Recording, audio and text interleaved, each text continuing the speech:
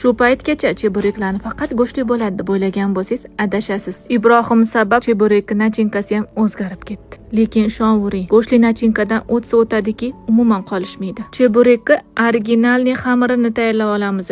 250 gram qaynaganiga 5 minut bo'lgan qaynoqqina suvga 1 choy qoshiq tuz, 3 osh qoshiq o'simlik yog'ini solib, 500 gram vishi sort unimizni solib, o'rtacha yumshoqlikda xamir qorib olamiz. Albatta, xamirga ishlov berish esingizdan chiqmasin. Tayyorlab olgan xamirimizni 12 bo'lakga bo'lib, yuqa qilib yoyib, oldindan tayyorlangan 1 osh qoshiq kartoshka pyuregidan solib, tabga ko'ra yaxshi eriydigan sirdan solib, chetlarini xuddi shunaqa qilib tugib olamiz. Ana endi kommentga o'zingiz yozing. Chebureklarni bu usulda tayyorlash sizga yoqdimi, yo'qmi? Tayyorlab ko'rgan bo'larmidingiz? Yog'i yaxshilab qizdirib, o'rta olovdan ozgina pastroq olovda xuddi shu tariqa pishirib olasizlar. Ustidan yog' quyib, cho'miltirib turish esdan chiqmasin. Ana o'shanda ustalari qarsildoq bo'lib, vakchalar hosil bo'ladi. Bu mazali qaynoq